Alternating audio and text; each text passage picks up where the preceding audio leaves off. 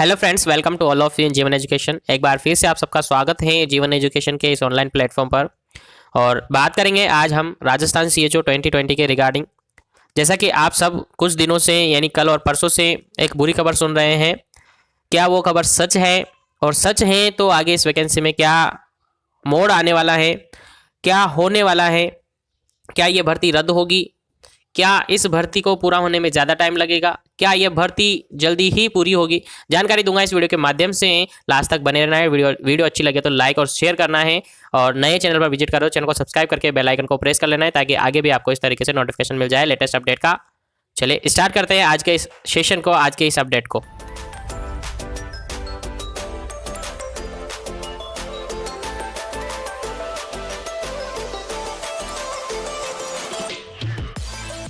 तो फ्रेंड्स, हम बात कर रहे थे राजस्थान सीएचओ 2020 के रिगार्डिंग, और उसके लिए सबसे पहले मैं आया हूँ इसकी ऑफिशियल वेबसाइट पर।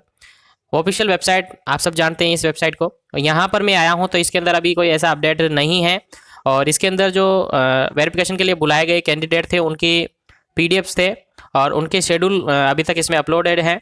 और 10 तारीख यानी कल इसका फाइनल ऑफिशियल और फाइनली वेरिफिकेशन का लास्ट डेट था, जो कि वेरिफिकेशन हो चुके हैं। यानी ऑल ओवर जिन भी कैंडिडेट का प्रोविजनल लिस्ट में नाम था उन सब का डॉक्यूमेंट वेरिफिकेशन ऑफलाइन और ऑनलाइन दोनों तरीके से हो चुके हैं। और अब बची है इसकी खुशखबरी की, लेकिन खुशखबरी मिलने से पहले एक थोड़ा सा छोटा सा मोड़ इसमें आया है। आप सबको पता है किसी कैंडिडेट ने इसके ऊपर एक रिट लगाई है। रिट क्या लगाई है, उनका कहना यह है, देखिए रिट समझने की कोशिश करना, आपको ऑटोमेटिकली आपको सबको समझ आ जाएगा कि इस वैकेंसी को कोई नहीं रोक सकता पूरी होने से। इस पर रिट लगी है, लेकिन काफ़ी लोग कह रहे हैं कि ये भर्ती रुक जाएगी। काफ़ी लोग परेशान हो रहे हैं, बार बार कमेंट्स कर रहे हैं, बार बार क्वेश्चनिंग कर रहे हैं, बार बार कॉल कर रहे हैं।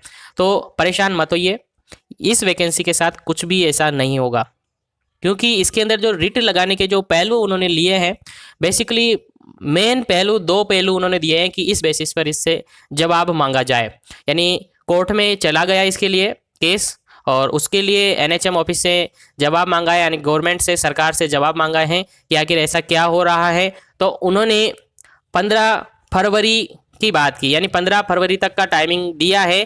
15 फरवरी तक हमें इसका जवाब दे देना चाहिए, मतलब कि 15 फरवरी तक क्लियर हो जाना चाहिए कि ऐसा इशू क्या हुआ। अब वो इशू बताता हूँ मैं, पहले फिर बात करते हैं।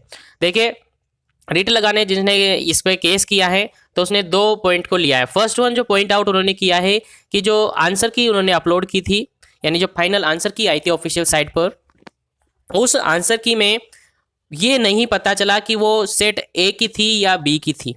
आंसर की जो भी डाली थी, आप सबको भी पता है वो किस पेपर की आंसर की है। आप सब ने अपने आंसर मैच किए थे, आप सबको पता है जो आंसर की ऑफिशियल साइट पर डली थी वो किस सेट की थी। ठीक है, तो वो ए सेट की थी, आप सबको पता है।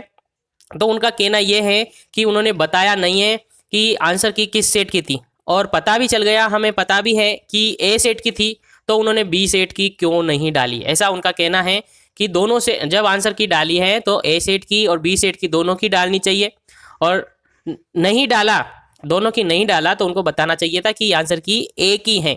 लेकिन आप सबको पता है, सबको पता चल गया था कि आंसर की ए की है। क्यों? क्योंकि पेपर भी उन्होंने कौन सा डाल रखा था, ए सेट का।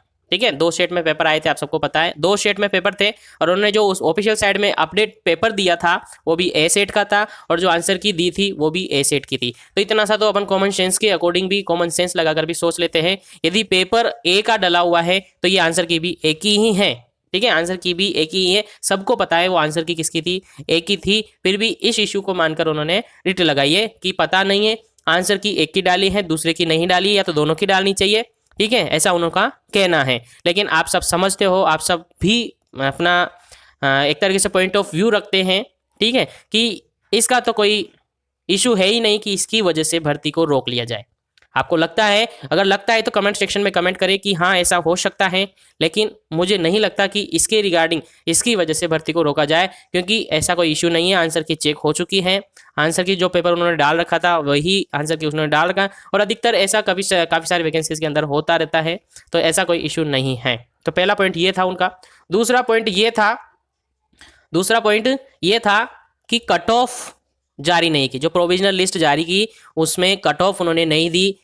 इससे एक माइंड में गलत थॉट बनता है कि किसी के हो सकते हैं 72 है और किसी के हो सकते हैं 68 है। अब हो सकता है इसका नंबर नहीं आया, हो सकता है इसका नंबर आया, ऐसा वो कहना चाह रहे हैं, मतलब कि किसी का 72 है, 75 है, उसमें नंबर नहीं आया, किसी का 60 पर ही नंबर आ गया, ऐसा उनको लग रहा है, ऐसा लोग मान रहे हैं। बट आई थिंक ऐसा कुछ नहीं हो, ऐसा कुछ नहीं है और ऐसा कुछ होगा भी नहीं है। आंस कट ऑफ की रही बात, तो कट ऑफ की वजह से भी कोई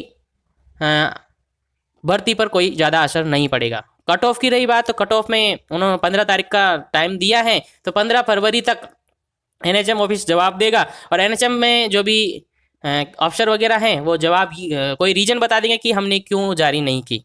ठीक है, या तो उनके पास जवाब देना होगा कि हमने क्यों नहीं जारी की, कोई सॉलिड प्रूफ होगा उनके पास, या कोई रीजन होगा कि हमने इसलिए जारी नहीं की, आगे कोई रीजन उनके पास है, तो उसके हिसाब से भी कोर्ट मान जाता है। अगर नहीं होता है, यदि नहीं प्रूफ करते वो जवाब, मतलब उसके अगेंस्ट नहीं बताते, वो सही बात नहीं बता पाते हैं कि किस लिए जारी नहीं की, कोई ज़्यादा सॉलिड प्रूफ नहीं होगा, सॉलिड बात नहीं होगी, तो फिर जो कोर्ट है वो कुछ नहीं कर सकता, भर्ती रुकेगी ही नहीं, भर्ती कभी भी नहीं रुकेगी, ये भर्ती 100% पूरी होगी। परेशान नहीं हो, इस बात को माइंड से निकाल दे कि भर्ती रुक जाएगी, भर्ती बिल्कुल भी नहीं रुकेगी, भर्ती 100% पूरी होगी। अब यदि एनएचएम से कोई प्रूफ नहीं बताया गया कि कट ऑफ हमने क्यों जारी नहीं की, तो फिर कोर्ट है, वो कोर्ट यही करेगा कि ऑर्डर दे देगा, ऑर्डर दे देगा कि इसकी कट ऑफ जारी करें। ठीक है, इसकी क्या करें, कट ऑफ जारी करें, और कट ऑफ जारी हो जाएगी, भर्ती जैसे कि जैसे सुलझ जाएगी। ठीक है, अगर प्रूफ मिल जाता है तो इस जो रेट लगाई उसको डिसमिस हो जाती है यहीं पर। अगर नहीं बताते, प्रूफ नहीं मिलता है, तो भर्ती एक ही आदेश देगी कि इसके रिगार्डिंग ये कट ऑफ है वो जारी करे, और तब भी बात सुधर जाएगी। यानी कि तब प्रूफ मिलता है तब भी कोई दिक्कत नहीं है, प्रूफ नहीं मिलता है तब भी कोई दिक्कत नहीं है, वैकेंसी पूरी हो जाएगी। बस कोर्ट है जो कि एक ऑर्डर जरूर पास कर देगा कि इसकी कट ऑफ जारी करे, और कट ऑफ तो आई थिंक आप सबको पता है, प्रोविजनल का काम हो चुका है, वेरिफिकेशन का काम हो चुका है, अब तो फाइनल लिस्ट बाकी है, तो फाइनल लिस्ट में तो वैसे ही वो कट ऑफ देने वाले हैं, तो इसमें भी कोई इशू नहीं है। तो फाइनल लिस्ट में तो कट ऑफ आएगी ही आएगी, बाकी प्रोविजनल की भी लिस्ट की भी वो कट ऑफ जारी करवा सकते हैं, बट उसमें भी ऐसा कोई इशू नहीं आएगा जिससे भर्ती पर बुरा असर पड़े, भर्ती को रोकना पड़े। ठीक है, आई थिंक समझ रहे होंगे आप। एक इशू और था कि डॉक्यूमेंट वेरिफिकेशन 10 तारीख तक हो रहे थे, यानी डॉक्यूमेंट वेरिफिकेशन 10 फरवरी तक लास्ट डॉक्यूमेंट वेरिफिकेशन थे डिसेबिलिटी वालों के, लेकिन एक न्यूज़ दिया था उन्होंने, एक बात कही थी कि इसके डॉक्यूमेंट वेरिफिकेशन 3 फरवरी तक हो चुके हैं, यानी 30 जनवरी से, ठीक है, 30 जनवरी से 3 फरवरी तक इसके डॉक्यूमेंट वेरिफिकेशन हो चुके हैं, ऐसा न्यूज़ आया था। इसको लेकर भी उन्होंने अपनी बात रखी है, बट इसका भी कोई ऐसा प्रूफ नहीं है, ऐसा इशू नहीं है कि भर्ती पर बुरा असर पड़ेगा, भर्ती रोकनी पड़ेगी। तो आप समझ गए होंगे, मैंने जो इशू आपको बताया था ये 2-3 पॉइंट ही हैं, जिसके अंदर से एक तो आंसर की वाला था, तो आंसर की वाला भी कोई ऐसा मुझे नहीं लगता कि इसकी वजह से कोई बुरा असर पड़े। दूसरा है कट ऑफ मार्क्स के, अब कट ऑफ मार्क्स में भी मुझे ये नहीं लगता है कि इसकी वजह से भी भर्ती पर कोई बुरा असर पड़े। अगर जवाब दे देते हैं, एनएचएम से जवाब मिल जाता है, वहाँ भी जो भी जवाब दे वो जवाब दे देते कि इसलिए हमने कट ऑफ जारी नहीं की, तो आगे कोर्ट मान जाता है। अगर कोर्ट इस बात से सहमत नहीं हुआ है कि उन्होंने जारी क्यों नहीं की, तो फिर वो एक ऑर्डर पास करेंगे, एक आदेश देंगे कि क्या आदेश देंगे कि इसके रिगार्डिंग क्या करें, कट ऑफ जारी करें। क्या करें, कट ऑफ जारी करें। अब कट ऑफ जारी कर देंगे, उसमें क्या दिक्कत है? ठीक है, तो कट ऑफ जारी कर देंगे, उसमें क्या दिक्कत है? कट ऑफ वैसे भी जारी होने वाली है अब, और उसमें भी वो कट ऑफ जारी कर देंगे तो उसमें भी कोई दिक्कत नहीं है, तो परेशान मत होइए, बिल्कुल भी ये वैकेंसी रुकने वाली नहीं है। और 15 फरवरी यानी 15 तारीख तक का उन्होंने टाइम मांगा है, 15 फरवरी का टाइम उन्होंने मांगा है, इतना टाइम दिया है कि इस 15 फरवरी तक हमारे पास जवाब आ जाना चाहिए। ठीक है, और आई थिंक वहाँ तक ये सारा कुछ काम हो जाएगा, और ये मान के चले कि 15 फरवरी तक यदि ये सब कुछ फ्री हो चुके हैं, फ्री हो जाएंगे, और आई थिंक हो जाएंगे। और 15 फरवरी के बाद आई थिंक एक्सपेक्टेड बता रहा हूँ मैं, ठीक है, कंफर्म नहीं, एक्सपेक्टेड बता रहा हूँ कि 15 फरवरी तक इसका जो भी होना है केस का हो जाएगा। 15 फरवरी के बाद इसका मामला बिल्कुल सीधा हो जाएगा कि इसकी कट ऑफ जारी होगी या अब फाइनल लिस्ट जारी होगी। कट ऑफ जारी होगी तो कट ऑफ जारी हो जाएगी, अगर नहीं है, मामला शांत हो गया है, रीट का मामला खत्म हो चुका है, खत्म हो जाएगा, आई थिंक खत्म हो जाएगा, ऐसा कोई इश्यू नहीं है, कोई सॉलिड आइडिया भी नहीं है, कोई सॉलिड प्रूफ भी नहीं है कि ऐसा है। कट ऑफ की मांग की है तो कट ऑफ की मांग दिखा देंगे वो। पारदर्शिता की बात करें तो पारदर्शिता वो निकल ही जाएगी, कट ऑफ जारी हुई सारी पारदर्शिता सामने आ जाएगी। तो ऐसा कोई इशू नहीं है। आप ये माइंड तो ये बात तो माइंड से निकाल दो कि भर्ती यहाँ पर रुक जाएगी, तो ये भर्ती तो रुकने वाली नहीं है। आपको सबको भी पता है इस पर केविएट लगा हुआ है, लेकिन जरूरी नहीं है केविएट लगा हुआ तो भर्ती रुकती नहीं है, ऐसा नहीं समझे। बट जहाँ तक मुझे लगता है भर्ती पर ऐसा कोई बुरा असर नहीं होगा, क्योंकि मामले जो आए हैं, एक तो कट ऑफ आंसर की का है, दूसरा कट ऑफ मार्क्स का है। तो आंसर की का तो बिल्कुल सटीक हो जाएगा, उसका कोई लेना देना है नहीं। रही बात कट ऑफ मार्क्स की, तो कट ऑफ मार्क्स वो यदि नहीं दे पाते, पूरा सटीकली जवाब नहीं मिलता है, कोर्ट सहमत नहीं होता है इस बात से, तो एक ऑर्डर पास कर देंगे कि इसकी कट ऑफ जारी करें, और कट ऑफ वो जारी कर देंगे फिर। और कट ऑफ जारी करने के बाद ऐसा कुछ होगा ही नहीं, तो ये वैकेंसी बहुत ही जल्दी पूरी होने वाली है। तो परेशान नहीं हो फ्रेंड्स। 15 फरवरी की बात है ना, या 15 तारीख, इस मंथ की जो 15 तारीख है, इस तक जो भी होना होगा कोर्ट का काम हो जाएगा। इसके बाद कभी भी आपको खुशखबरी मिल सकती है, और जैसा कि मैंने लास्ट अपडेट में आपको बताया था कि 20 फरवरी के बाद या 20 फरवरी के आसपास कभी भी आपको खुशखबरी मिल जाएगी। तो आई थिंक फ्रेंड्स आपको समझ आ गया होगा। फिर भी आपका कोई डाउट रहता है तो कमेंट सेक्शन में कमेंट कर सकते हैं, हम आपको ज़रूर सहायता प्रदान करेंगे। ठीक है, तो ये सारी बात हो चुकी है। अब इसके बाद में आपको ले चलता हूँ कट ऑफ मार्क्स पर, कि इसकी फाइनल लिस्ट के अंदर कट ऑफ क्या रहने वाली, कि फाइनल लिस्ट के अंदर जो भी फाइनल लिस्ट आने वाली है 78-10 पोस्ट के लिए, 78-10 पोस्ट के लिए जो भी फाइनल लिस्ट आने वाली है, उसके अंदर फाइनल कट ऑफ क्या रहने वाली है, तो उसकी मैं बात करता हूं। लेकिन उसके पहले आपको लेकर चलता हूं अपने कम्युनिटी सेक्शन पर, जहां पर अपन ने सर्वे कंडक्ट किया हुआ है वहां पर। तो चलिए एक बार विजिट कर लेते हैं वहां पर भी।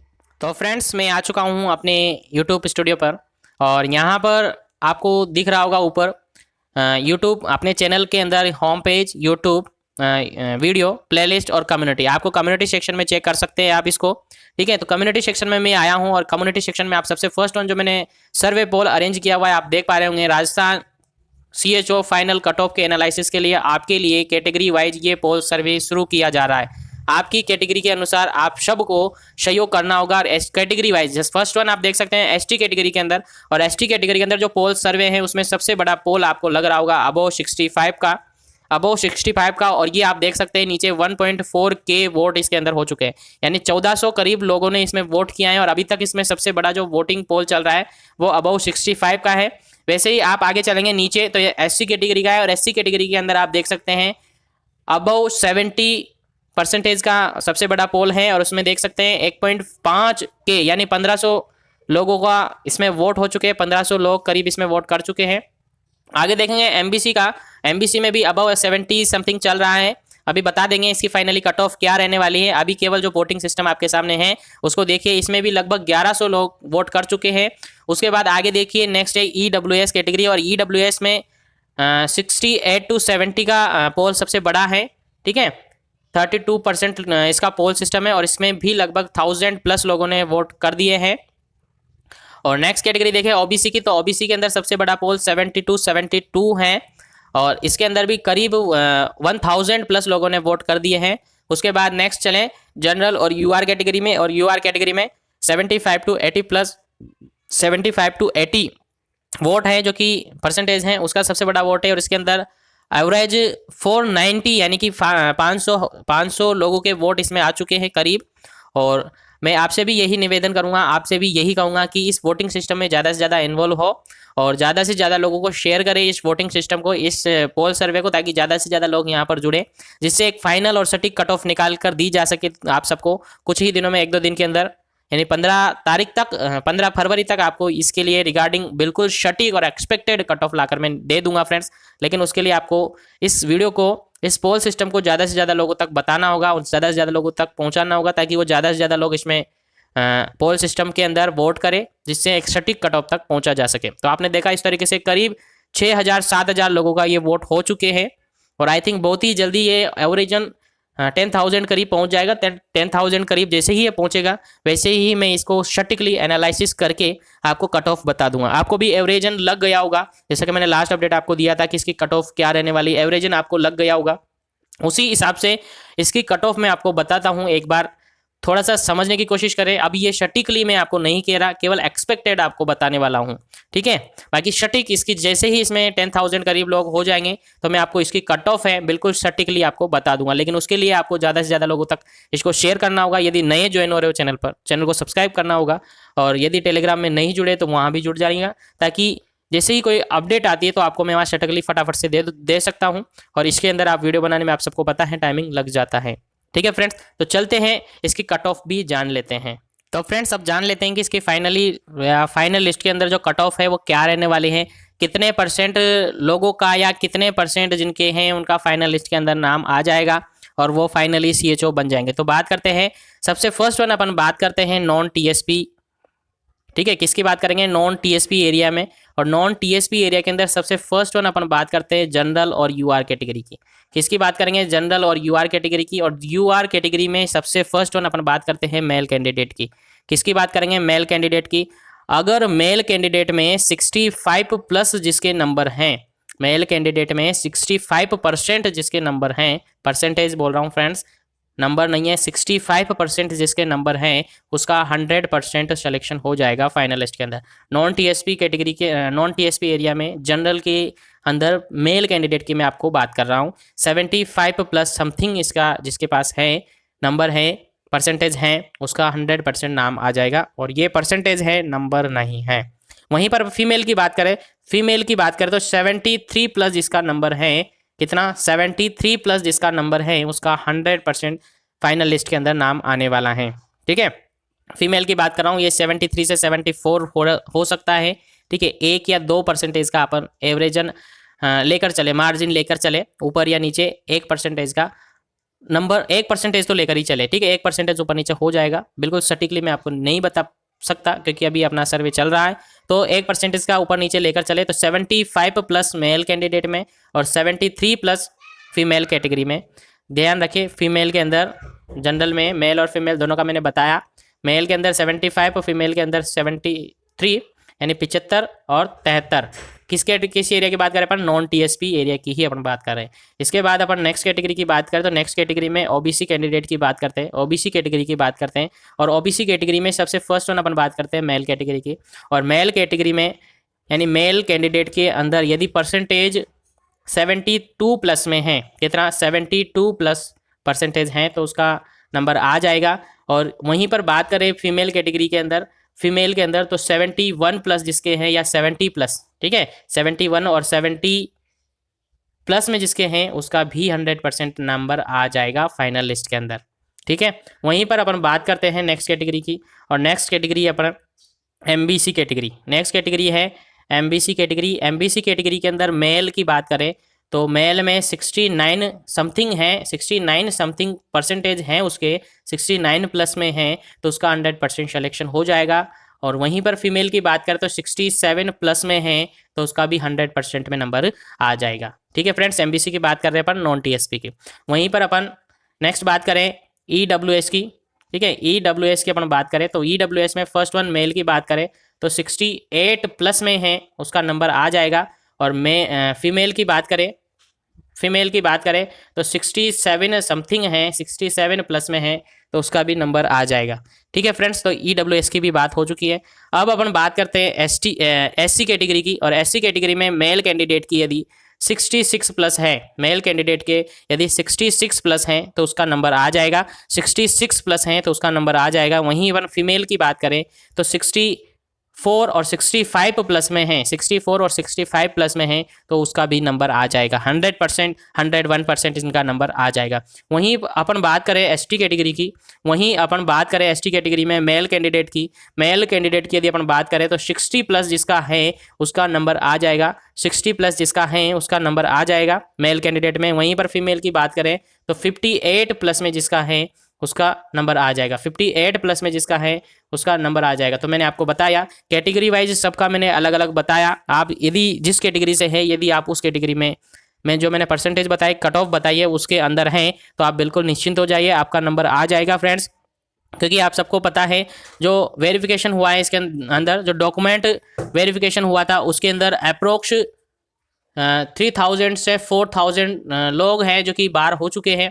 अब वो किस लिए हुई है आप सबको पता होगा, ठीक है। और आपको लगता है कि इतने नहीं हुए, जैसा कि आप सबको इतना तो पता होगा कि कम से कम वन शिफ्ट के अंदर, एक शिफ्ट के अंदर 5 से 10 कैंडिडेट है जो कि एब्सेंट रहे, 5 से 10 कैंडिडेट है जो कि एब्सेंट रहे एक शिफ्ट के अंदर, एक सेंटर पर, ठीक है। एक शिफ्ट के अंदर एक सेंटर पर 5 से 10 कैंडिडेट रहे, यानी यही बात करें अपन तो 20 कैंडिडेट एवरेजन लेके चले, किसी में 15 भी रहे, किसी में 10 भी रहे, लेकिन 10 से 15 की रेंज में, 10 से 20 की रेंज में स्टूडेंट हैं एवरेजन क्या रहे, एब्सेंट रहे हैं। उसी हिसाब से 8 शिफ्ट थी, मतलब आज से 8 सेंटर थे और 10 तारीख तक उसके वेरिफिकेशन हुए। तो अप्रोक्स अंदाजा लगाकर एक्सपेक्टेड बोलकर ये माना जा रहा है कि 3000 प्लस लोग हैं जो कि एब्सेंट रह चुके हैं।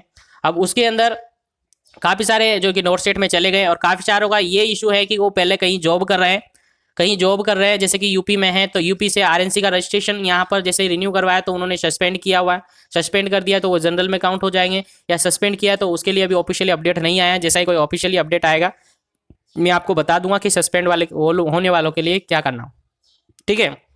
काफ़ी सारे कैटेगरी वाइज सस्पेंड हुए, काफ़ी सारे आरएनसी के लिए सस्पेंड हुए, काफ़ी सारे बोनीफाइड के लिए, काफ़ी सारे स्पोर्ट्स के रिगार्डिंग सस्पेंड हुए। तो सस्पेंड होने वाले को मैं ये नहीं कह रहा कि बाहर कर दिया, सस्पेंड वाले को बाहर नहीं किया, लेकिन अभी उनका सटीकली, जैसा कि मैंने लास्ट अपडेट आपको बताया था कि वो जनरल में काउंट होंगे, लेकिन जनरल में जैसे मैंने आपको बोला था आपको अच्छा नहीं लगा, बुरा लगा, तो वेट कीजिए, अभी ऑफिशियली अपडेट आ जाएगा कि सस्पेंड वालों के लिए करना क्या होगा।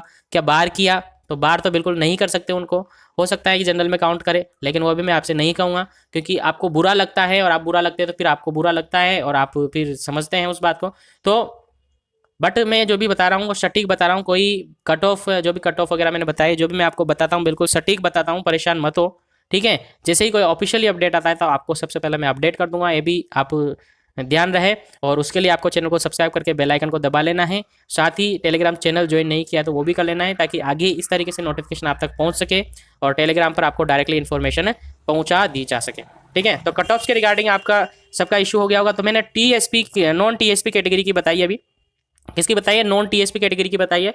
अब बात करते हैं अपन टीएसपी कैटेगरी की, टीएसपी कैटेगरी की। अब टीएसपी कैटेगरी में ये मान के चलना जो कट ऑफ मैंने नॉन टीएसपी के लिए बताई है उस कट ऑफ में 2% का 1 या 2% का मार्जिन लेके चले, 1 या 2% का मार्जिन लेके चले कि नॉन टीएसपी से इस टीएसपी में कम रहेगी, यानी जितना परसेंट, जैसे कि मैंने अभी बताया जनरल के अंदर जैसे मैंने बताया 75 प्लस मैंने बताया नॉन टीएसपी में, वहीं यहाँ पर 1 या 2% क्या कर लीजिएगा, माइनस कर लीजिएगा, यानी कि वहाँ से लगभग 1 या 2% है टीएसपी एरिया में कम रहने वाली है, ठीक है। वहाँ से यानी नॉन टीएसपी से टीएसपी के अंदर आने पर 1 या 2% कम रहने वाली हैं फ्रेंड्स, ठीक है। और जो मैंने कट ऑफ बताई है उसके अराउंडिंग सराउंडिंग में आपको 1% का मार्जिन लेकर चलना है कि 1% ऊपर नीचे हो सकती हैं, लेकिन ज़्यादा डिफरेंस इसके अंदर नहीं आएगा। तो उम्मीद है आपको कट ऑफ अच्छी लगी होगी।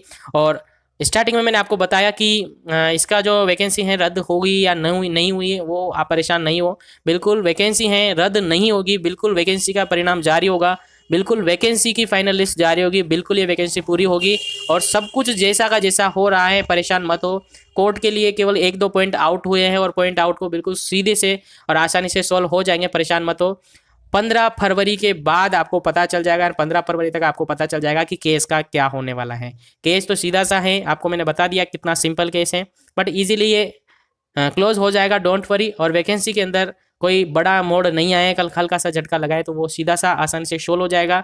और इसकी फाइनल लिस्ट है 15 फरवरी के बाद कभी भी जारी की जा सकती है, 15-20 फरवरी मान के चले, इस मंथ के अंदर ही देखिए, इस मंथ में आपकी वैकेंसी है कंप्लीट हो जाएगी और आपको ब्रिज कोर्स में पहुंचा दिया जाएगा, ब्रिज कोर्स में आपको एडमिशन मिल जाएगा और जिसके पास सीसीएस है उनको डायरेक्टली ज्वाइनिंग मिल जाएगी। तो परेशान मत हो, ये वैकेंसी बहुत ही जल्दी पूरी हो जाएगी, ऐसे नेगेटिव माइंड में थॉट लेके ना चलें। और उसी के साथ ही यदि जो वीडियो देख रहे हैं और जिनका इसमें नंबर नहीं है, जिसका इसमें नंबर नहीं आया है और जिसका फाइनल लिस्ट में भी नहीं आए, तो आप परेशान मत हो। आपके लिए एक इन्फॉर्मेशन है कि अपने कम्युनिटी सेक्शन के अंदर daily up to date MCQs हैं जो कि अपलोडेड किए जा रहे हैं, तो उनको प्रैक्टिस करें, वो काफ़ी इंपॉर्टेंट हैं आपके एग्जाम्स के लिए, क्योंकि वो सारे क्वेश्चंस जो आपके लिए अपलोड किए जा रहे हैं वो सभी क्वेश्चंस हैं, रिपीटेड क्वेश्चन है, मोस्ट सेलेक्टेड क्वेश्चन है। और साथ ही एमपीसीएचओ के फॉर्म अप्लाई कर दीजिएगा, 17 तारीख उसकी लास्ट डेट है, ठीक है, 17 फरवरी उसकी लास्ट डेट है और इसका फॉर्म अप्लाई कर दीजिएगा। और उसके लिए